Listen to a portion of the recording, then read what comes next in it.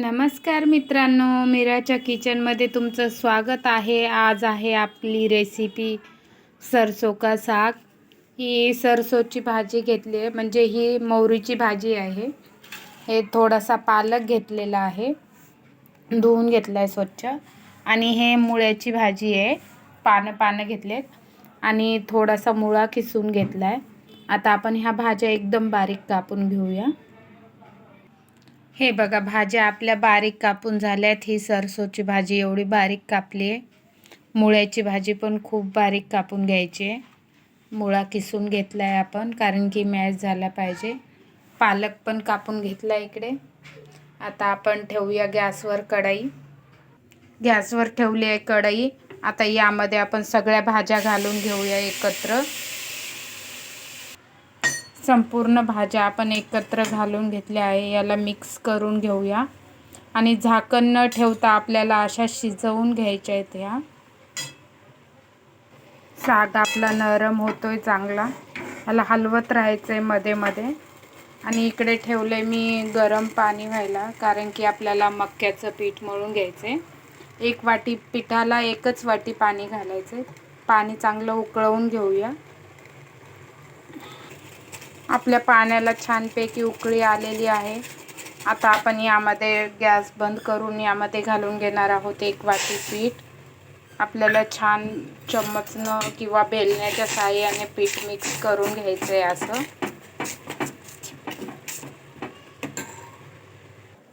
छान असं आता आपण पीठ हे मिक्स करून घेतलं. याच्यावर ताट झाकून ठेवायचं आहे आपल्याला 10 मिनिटं. मध्ये मध्ये आपल्या भाजीला आपण हलवत राहायचं आहे. मी इकडं लसण घेतलं आहे. हे मोठ्या पाकळ्याचा लसण आहे, म्हणून मी ह्या मोठ्या 6 पाकळ्या लसणाच्या घेतल्या आहेत. थोडंसं आलं घेतलं आहे आणि हिरवी मिरची. आता हिरवी मिरची आपण कापून घेणार आहोत. तुम्हाला हवा असेल तर तुम्ही अद्रक आणि लसूणही कापून घेऊ शकता, नाही तर तुम्ही किसून घेऊ शकता. हे बघा, मिरची आपली बारीक कापून झाली आहे. लसूण किसून घेतला आहे, आलं किसून घेतले. आलं आणि लसूण चांगल्या प्रकारे घाला, तेव्हा चांगलं होतं साग, कारण की याच्यामध्ये मसाले वगैरे काही पडत नाही आहे. साग आपला होत आहे. स्लोवरच ठेवलं आहे आपण सागला.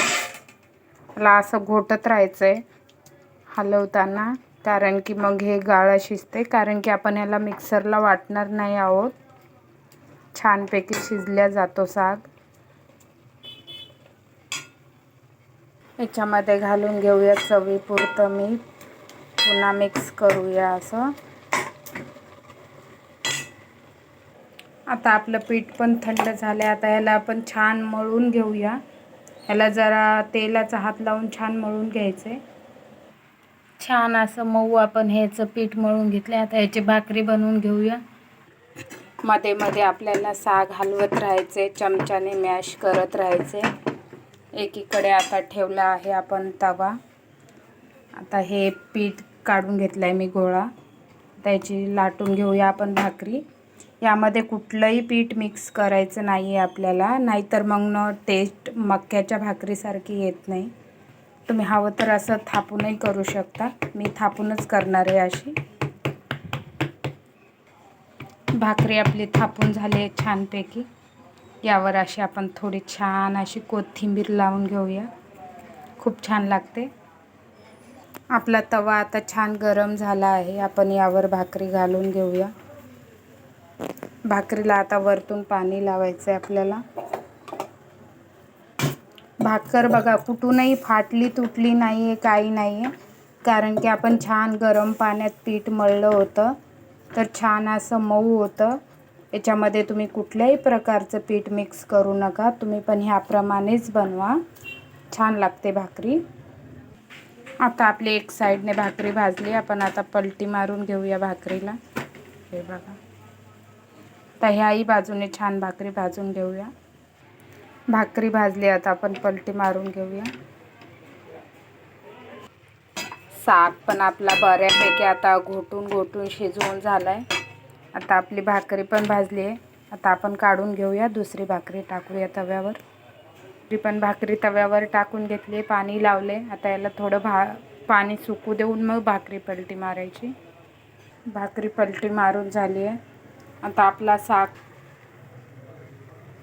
भाकरी पलटी मारून झाली. आता साग पण आपला होत आला आहे. यामध्ये 2 चमचे मक्याचं पीठ घालून घेऊया.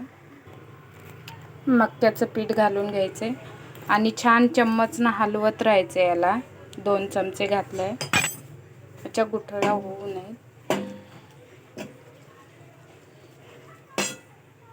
आता पीठ घालूनही छान असं आपलं मिक्स करून झालं आहे. आता यामध्ये मी थोडंसं कोमट पाणी घालणार आहे, छान मिक्स करून घेणार आहे.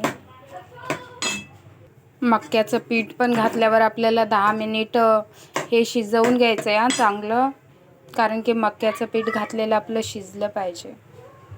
इकडे ठेवली आहे मी तडक्यासाठी एक कढाई. आता कढाईमध्ये घालून घेणार आहे तेल.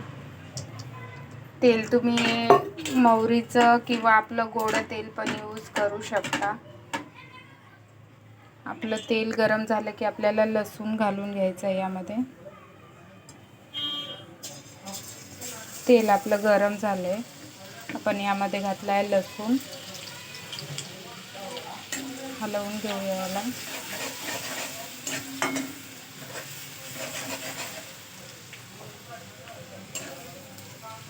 छान आपल्याला लसूण गोल्डन ब्राऊन होईपर्यंत शेकून घ्यायचा आहे.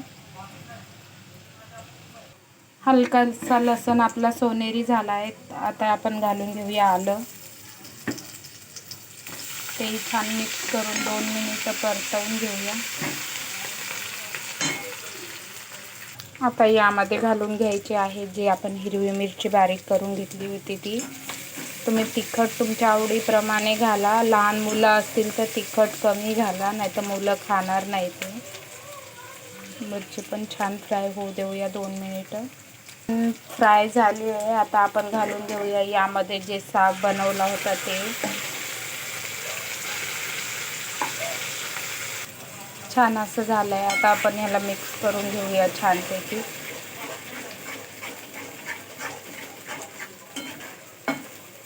आपला सरसों का साग आणि मक्याची रोटी तयार आहे. आता आपण सर्व करूया.